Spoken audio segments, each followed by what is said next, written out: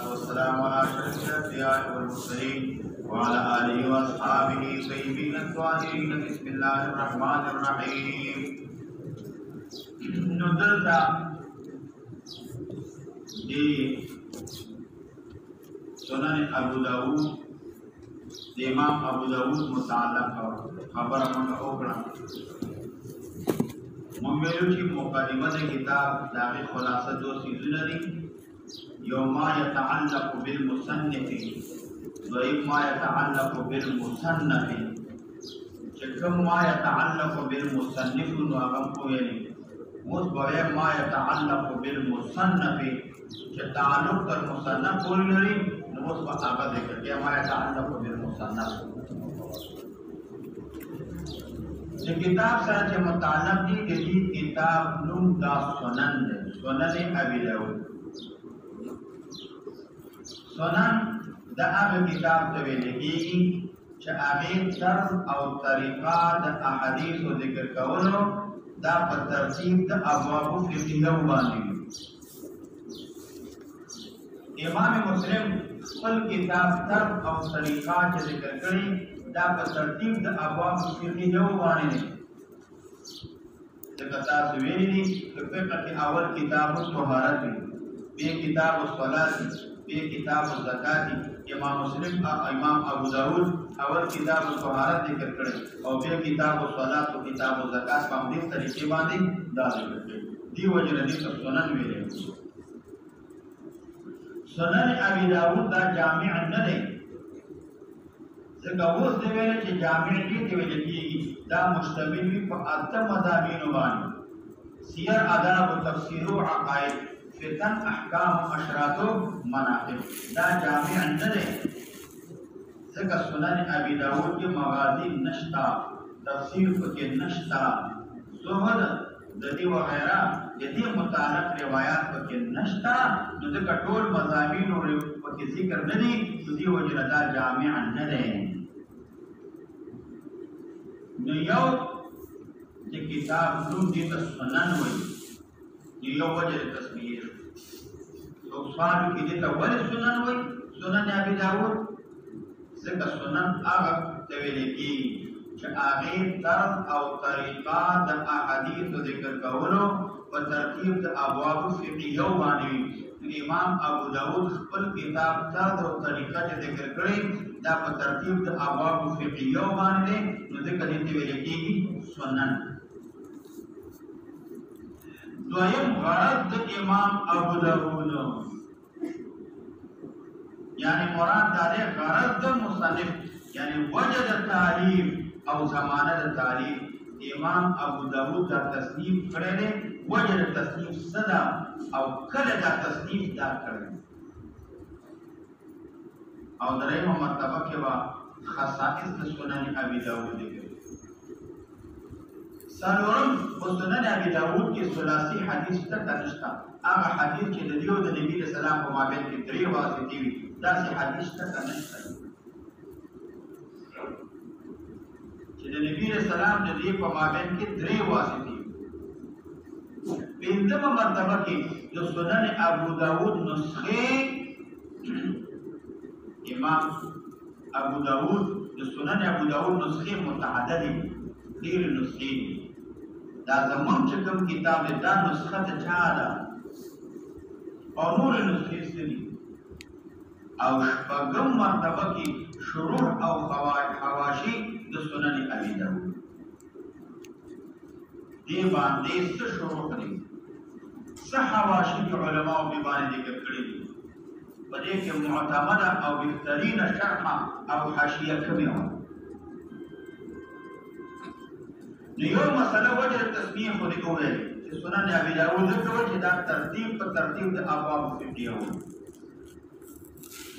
دویمه مسله غرض د امام ابو داود د مصنف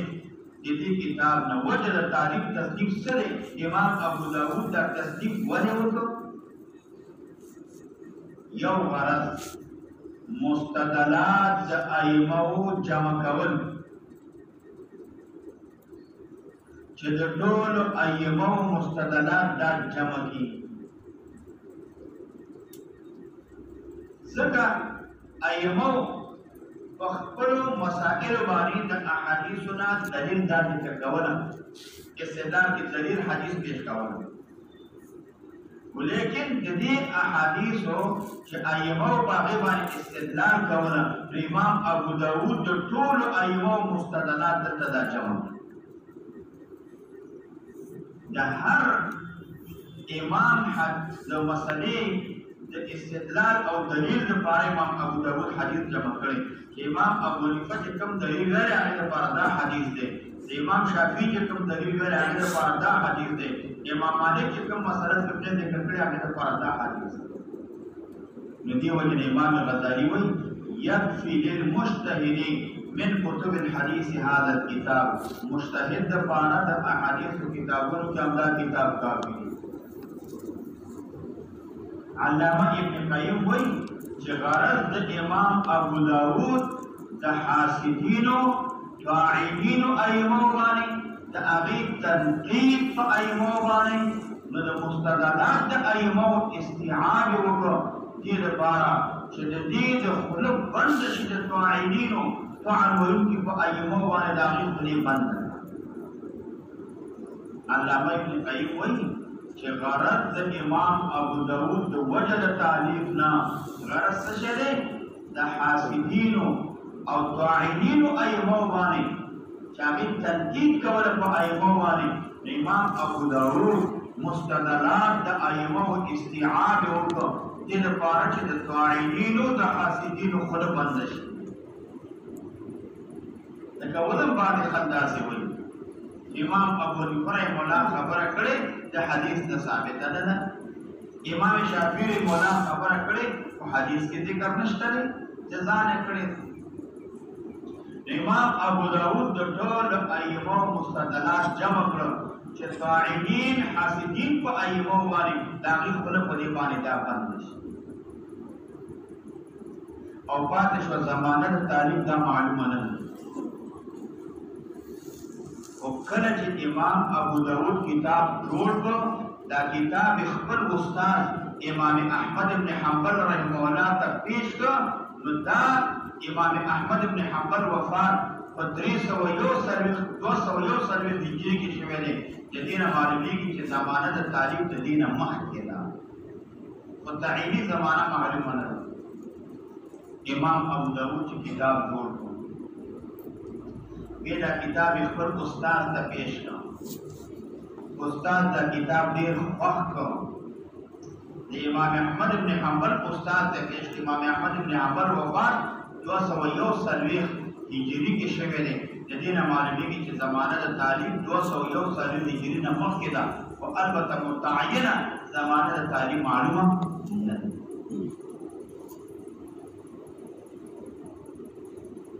بل خصائص د سنن ابي داود دی د امام ابو داود په خپل کتاب کې خصوصیات څه دي یو خصوصیت د امام ابو داود قال ابو داود یو خصوصیت د امام ابو داود په خپل کتاب کې قال ابو داود دی دا باندې درې شي پامدې صفحه کې درته راځي قال ابو داود بل صفحه کې راځي ورسته مسلسل را روان دی نو قال ابو داود دا سخت دی هر قال ابو داود غرض په بیانې چې امام ابو داود د قال ابو داود نه څه غرض دی امام ابو داود په قال ابو داود کې یو اشاره کوي اختلاف د رواتو ته قال ابو داود کې امام ابو داود غرض کله کله اشاره کوي اختلاف د رواتو ته او کله اشاره کوي اختلاف د رواتو ته په سند کې او کله کله اشاره کوي اختلاف د رواتو ته په متن د حدیث کې کله قال ابو داود کې امام ابو داود اشاره کوي محض تعدد د طرق ته چې دا حدیث په متعدد طرق باندې دا جمع شوی متعدد طرق باندې راغلی دی او متعدد طرق باندې محدثینو دا ذکر کړی وقال ابو داود دی باندې مستقل رسالې جوړې شوې مستقل رسالې دې وجه نه ځکه دا قال ابو داود دا سخت او اکثر چې کله د مسلم مقدمین سوال دی شي نو بعض طالبان دا کوسکي په دا مونږ چې ته وینې کنه دې دا مقرر نه راځي بل دې کې دا نه راځي قال ابو داود خصوصیت دې بل کتاب کې نه راځي نو چې تاسو ته ویشي وفاق کې مرادي امارت امتحان کې مدرسې امتحان کې جامعه امتحان کې موږ طالبان ته آساني لپاره قال ابو داود سم حرام ځکه دا دې خصوصیت دی د قال ابو داود دا لپاره تشخیص د ذهن لپاره طالبانو توجه متوجه کول لپاره موږ سوال کې قال ابو داود او کته وی چې قال ابو داود په کې راغلي زبابل سوال حل کوم قال ابو داود راغلي اول په حل کوم هغه دویم سوال کې محترم قال ابو داود راغلي ټول کې قال ابو داود یو طرف هم تللی او دا قال ابو داود کوشش مونږ وکړو چې کې کم آسان ترین قال ابو داود هغه راو او بیا سخت پدې نه دا بل دې کې نه راځي دا د خصوصیت دی یو خصوصیت قال ابو داود دویم خصوصیت امام ابو داود په بعض اوقاتو کې سند ذکر کوي دی یو سند سره بل سند ذکر کوي او بیا امام ابو داود الفاظ د حدیث چې ذکر کوي د هر سند لپاره علاوه جدا ذکر کوي یو سند ذکر امام ابو داود او سند ذکر د دې سند سره بل سند ذکر کوي او الفاظ د حدیث په د هر سند لپاره جدا جدا راوړي دا بدل تریش دریم خصوصیت په بعض اوقاتو کې امام ابو داود په ذکر د ترجمه الباب سره اشاره کوي جمع بین روایات او دفع تعارض روایات مختلف راغلي دو روایات متعارض دي امام ابو داود په ترجمه الباب کې اشاره کوي جمع بین روایات او اشاره کوي دفع تعارض نن بدر تریشی ابو داود جلد ثانی کی انت بدر تریشی باب الهجرت هل انقطعت دا ترجمه الباب امام ابو داود منعقد کرے یہ سر اشارہ کی دفع تعارض تک ما بین روایت یو روایت کرا دی چلا ہجرت لا ہجرت بعد الفتح فتح نوس ہجرت نشتا بل روایت کرا دی کہ ہجرت دا چې جنو جاری د قیامت پورې به هجرت جاری اوس روایت کې تعارض دی امام ابو داود نن ورشي په واسطه د ترجمه الباب باندې اشاره کې دفع تعارض او جمع روایات وتا دې اشاره دا امام ابو داود خصوصیت څلورم خصوصیت دا امام ابو داود چې کله کتاب جوړ کړ نو اهل مکه یو مکتوب ولیکو اے اهل مکه ما په سنن ابو داود کې د داس راوی روایت نه ده نقل کړی چې هغه متروک حدیث کتاب یې ذکر کړو نغینا با امام ابو داود یو مکتوب لیکل اهل مکه وتا وی اے اهل مکه ما په خپل کتاب کې د داس راوی روایت نه ده نقل کړی چې هغه راوی روایت چې وی هغه متروک وي دا مې ذکر کړی نه ده په خپل کتاب او پنځم خصوصیت دا چې امام ابو داود روایت د اقدم مخکې کوي په احفظ باندې یو حدیث هغه لپاره دو سندونه یو سند کې راوي اقدم ده مثلا تابعین تابعین خو په بل سند کې راوي راغلی هغه احفظ ده هغه ډیر یاد دی حدیث لرا لیکن امام ابو داود اقدم مخکې په احفظ باندې چې کوم راوي روایت نقل کړي هغه زمانہ مقدم د مخکې دا دا په هغه راوي باندې مقدم کوي چې هغه احفظ دی. دا د امام ابو داود خصوصیات دي چې حدیث دپاره دوه سندونه وي، یو سند کې راوي اقدم راغلی بل احفظ، دا اقدم په احفظ مخکې کوي او نور صحاح ستهو کې هغې احفظ په اقدم باندې مخکې. دا د امام ابو داود خصوصیت. او شپږم خصوصیت امام ابو داود د ثبوت ترجمه الباب دپاره یو حدیث ذکر کوي،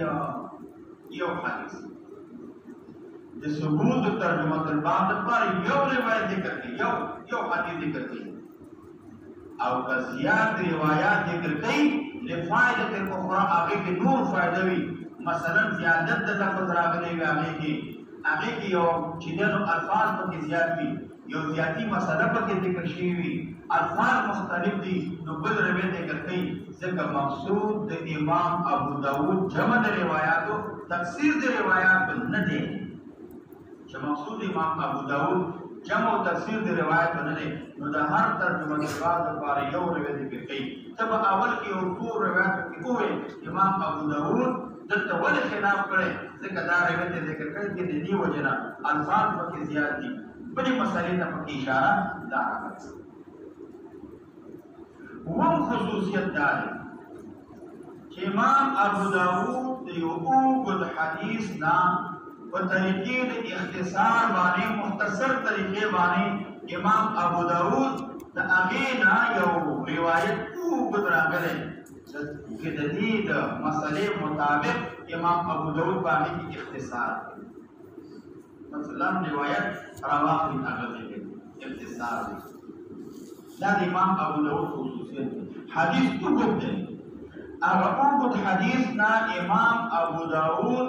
یو مختصر موافق د چا سره د دې د مسئلې سره چې کوم متعلق وي هغې نه اوږد حدیث ته مختصر حدیث دا ذکر چې کوم موافق د ترجمه الباب سره ټول حدیث ذکر کوي نه، یا خصوصیت دی. ځکه بعضې احادیث ډېر اوږدې وي، هغه مختلفو مسایلو باندې مشتمل. ترجمه الباب کې یو مسله ذکر،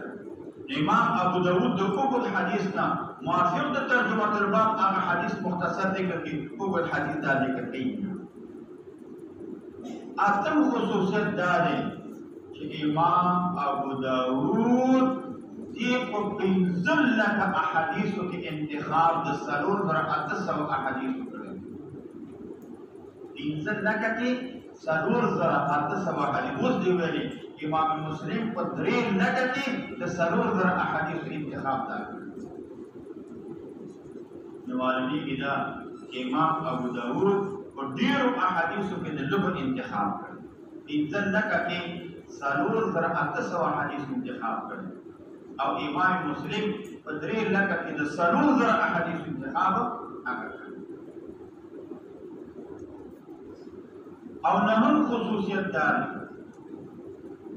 چې اول کتاب چې په سننو کې تصنیف شوی دی دا سنن ابي داود دی. د دې نه مخکې جوامع و مسانید و خو د دې نه مخکې په سننو کې کتاب نو د اول کتاب چې دا تصنیف شوی. او لسم خصوصیت دا دی چې دلته د احادیث د احکام متعلق د دې نه مخکې احادیث نه و. احادیث د احکام متعلق د جامع کتاب چې کوم سنن ابو داود دی د دې نه مخکې داسې جامع کتاب د احکام متعلق بل نه و. دې وجې امام غزالي وایي چې یکفي للمجتهد من کتب الحدیث هذا الكتاب. مجتهد دپاره همدا حدیث دا کافي دی. خاصتا دا سنن ابو داود خاصتا مجتهد دپاره کافي دی. ولې ځکه د دې نه مخکې داسې جامع کتاب احکام لرلو. سنن ابو داود نه مخکې دا د ټول احکامو سره جامع کتاب. علامه ابن عربي وایي من كان معه القرآن چې چا سره قرآن کریم وي و ابو داود او ابو داود لم يحتج الى غيرهما د دې نه ما سره بل چا ته سره حاجت نشته. ځکه کتاب الله اساس او اصل دی. سنن ابو داود فرمان د اسلام دی. نو بل چاته سره حاجت او ضرورت هغه نشته. یو لسم خصوصیت دا دی، یو لوی عالم تیر شوی دی هغې ته ابوالعلا رحمه الله وایي. دا ابوالعلا رحمه الله وایي پیغمبر علیه السلام مبارک ما ولیدل په خوب. نبی علیه السلام ما ته خوب کې ویلي چې من اراد ان یتمسک بسنتي فلیقرأ سنن ابي داود. دا اراده وي زما په سنتو باندې تمسک وکړي، بیا سنن ابو داود دي ولولي. سنن ابو داود لوستل زما په سنتو باندې تمسک او منګولې لګوي. او څلورمه مسله سنن ابو داود کې ثلاثي حدیث شته که نشته؟ علامه سخاوي رحمه الله دا په خپل کتاب فتح المغیث کې وایي چې یو حدیث دا په سنن ابو داود کې ثلاثي دی. یو حدیث دا ثلاثي چې امام ابو داود نبی صلی الله علیه وسلم درې ورته دي. د دې راوي روایت کړي ابو برده اسلمي رضی الله تعالی عنہ. او دا حدیث په بیان د حاجی کوثر کې دی. د کوفی امیر هغه عبید الله ابن زیاد نومېده. دا عبید الله ابن زیاد دې صحابي ته وویلي دا برده اسلمي ته هل سمعت من رسول الله صلی الله علیه وسلم آیا تا د نبی رسول الله د حوض کوثر متعلق څه اورېدلي دي؟ هغې ورته ویلي ها ما اورېدلي دي. دا حدیث حوض کوثر متعلق دا ذکر دی. د دې حدیث کې د ابو داود نبی رسول الله مابین کې درې واسطې، لیکن حقیقت کې علما وایي دا حدیث رباعي په حکم د ثلاثي کې. څنګه؟ نبی رسول الله نه راوي صحابي دی، صحابي نه راوي تابعي دی، تابعي نه روایت هم تابعي کړی. خو چونکې د تابعي نه روایت تابعي کړی د دې طبقه یوه ده، دا په حکم د راوي واحد دی. نو ځکه حقیقت کې رباعي دی خو په حکم د ثلاثي کې دی، ځکه تابعي روایت کړی دی او د تابعي نه روایت بیا تابعي کړی. طبقه یوه ده، چې طبقه یوه ده نو دا داسې دی لکه راوي چې یو راوي وي، روایت یو راوي کړی وي، ځکه د اتحاد د طبقې د وجې نه ځکه دې ته ثلاثي ویل کېږي. حقیقتا رباعي دی خو په حکم د ثلاثي کې دی، ځکه طبقه یوه ده. او پنځمه مسله هغه نسخې د سنن ابي داود. امام ابو داود دا کتاب د دې نسخې مختلفې دي. د دې مشهور تلامذه شاګردان دي، هر یو جدا جدا نسخه ده. پوره د دې مثال داسې دی. ستاسو ذهن کې خبره کړو داسې ده چې نسخې څنګه مختلفې دي. امام ابو داود یو دی، نبي د سلام حدیث یو دی، نقل کړی دی، نو څنګه نسخې مختلفې دي؟ نسخې داسې مختلفې دي. تاسو اوس درې څلور طالب العلمان هغې تاسو لیکل کوئ. د حضرت شیخ صاحب مثال هغې خبرې تاسې لیکي. او ماسپښین دا څلور واړه جمع شي وګورئ ستاسو دا لیکل د څلور واړو موافق دي؟ نه، دا به مختلف دي. یو به په یو طرف باندې لیکل کړي، بل په بل طور باندې، بل په بل طرف، بل په بل. دا څلور واړه لیکل به مختلف دي. اگر امام ابو داود دا حدیث بیان کړي، یو امام ابو داود دی، یو مغه احادیث دي، فتلامذه لیکلو کتاب مختلف. نو دې نسخو کې یوه نسخه د لؤلؤي ده، ابو علي لؤلؤي. یوه نسخه په نسخو کې د ابو علي لؤلؤي ده. د دې نوم محمد ابن احمد ابن عمرو لؤلؤي دی. دلته په خپل امام ابو داود په کتاب کې دا ذکر دی. قال اخبرنا ابو علي محمد بن احمد بن عمرو اللؤلؤي. دا د تلميذ او شاګرد دی.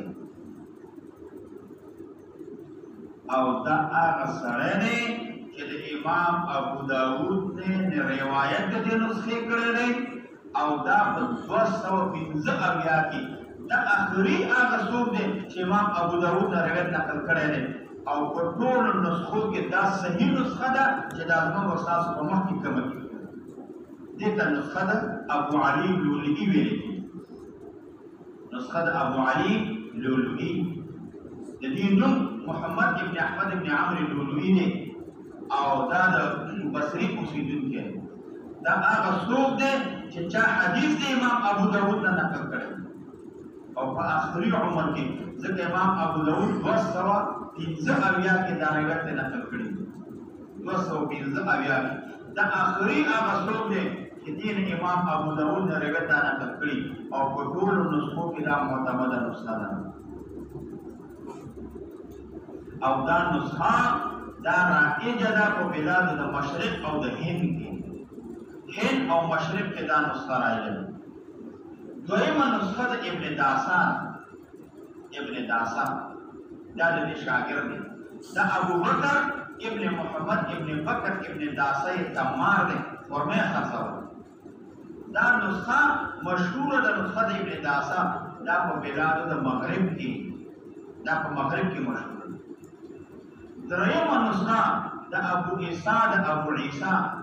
یا بنیاد خپل نوم اسحاق ابن موسی رملی دی او دا نسخه د ابن داسه نسخه د نزی ده دا هغه سره قریب دی او څلورمه نسخه د ابن عربی ده دا ابو سعید بنیاد احمد ابن محمد نمیږي 304 کې دا وفات شوی نو څلور نسخې دي یو نسخه د ابو علی ده دویمه نسخه د ابن داسه ده درېیمه نسخه د ابو عیسی اسحاق ده څلورمه نسخه د ابن عربی ده لیکن زمون په استاسو په مخ کې چې کوم متداوله ده او دا د هند او مشرق په علاقو کې مشهوره ده دا نسخه د ابو علی لولوی ده صحیح نسخه ده امام ابو داود نے په آخري عمر کې دا روایت نقل کړی دي چې چا د سنن ابو داود نقل دی دا ابتدایي شاګرد ابو علی لولوی دی دا به کړی شي شپږمه مسله شروع او حواشی د دې کتاب ډېر شرح شلو نه بلکې د 500 نه زیات قدیم زمانہ کې ډېر وخت مخکې د دې شل یو د دې شرح معالم السنن دا یو لوی عالم کې شیخ ابو سلیمان احمد ابن ابراهیم خطابی رحمه الله دا هغه جوړ کړی ولیکن دا شرح دا په نسخه د ابن داسه باندې دا باقي باندې لګیدلی دا امام ابو سلیمان احمد ابن ابراهیم په شرح جوړ کړی دا په نسخه د ابن داسه باندې دویم شرح د علامه ابن رسلان دا د علامه ابن حجر شاګرد دی دې شرح جوړ کړی په 8 جلدونو کې او شرح ده او دریم شرح مرقات الصعود الى سنن ابي داود دا د علامه سیوطی رحمه الله شرح ده دا په 3 جلدونو کې پنځم شرح تهذیب السنن دی دا علامه ابن قیم جوړ کړی تهذیب السنن خدا قدیمی شروع دی دې قدیمی وي معالم السنن قدیمی دی وامدارنګه دا شرح د شهاب ابن رسلان ابن حجر شاګرد دام قدیمی ده مرقات الصعود قدیمی دی المختصر للمنذری دام قدیمی دی تهذیب السنن قدیمی دا پنځه شرح دي دا ټول قدیمی شرح وجديد شرح كيو عون المعبود ده عون المعبود شرح سنن ابي داود دا سرور جلدونه كده دا مولانا محمد اشرف عادل آبادی جوړ کړ سرور جلدونه دوی شرح بدر الموجود ده بدر الموجود دا پنځه جلدونه كده دا مولانا خلیل احمد سارپوری رحمه الله بلس کاله کې دا جوړ بلس کاله عربي شروع بهترین مفصله شرح چې پوره وضاحت کړي دا بدر الموجود عربي دریم المنهل العذب المورود دا امام ابو داود شرح ده خدا پوره شوی نه الذين علاوه دي باندې حواشي دي کشوي فتح الودود دا ابو الحسن رحمه الله یو شرح کړ التعليق المحمود دا یو حاشیه د علامه فخر الحسن دریم انوار المحمود دا د شیخ الهند خلیل احمد سارپوری شبیر احمد عثماني شان ورشای کشمیرونه مولا دا غید تقریرونو یو مجموعه ده هغه ته ویل کېږي انوار المحمود دا غید تقریرونه لیکل شوي هغه یو مجموعه جوړه شوې او په اردو کې د دې شرح چې کوم ډېرې مختلفې دي خو دا الدر الممدود چې مولانا محمد عاقل جوړه کړې ده دا ټوله لګېدلې نه ده اوس ټوله لګېدلې ده دا جدید هغه دا شپږ جلدونو کې ده تقریبا دا شرحه په بصره نور ده بیا جامع ده عربي شرحه د څوک اهلي البدر المجهود دا بدر المجهود ده دا پنځه جلدونه کې او که یو سړی وایي اسانتیا دپاره اردو اخلي نو دا الدر الممدود دا په نسبت سره بیا ښه شرحه ده دا په شپږو جلدونو کې ده د دې نه ماسوا نور هم ډېر شروحات په دې باندې دي ځکه کتاب باندې شروحات زیاتېږي دا د دې دلیل دی د دې کتاب د اعتماد د دې کتاب د صحوالي د علما محدثینو توجه دلیل دی ځکه دې باندې شروح او حواشي دا هم ډېر زیات دي اللهم صل علی محمد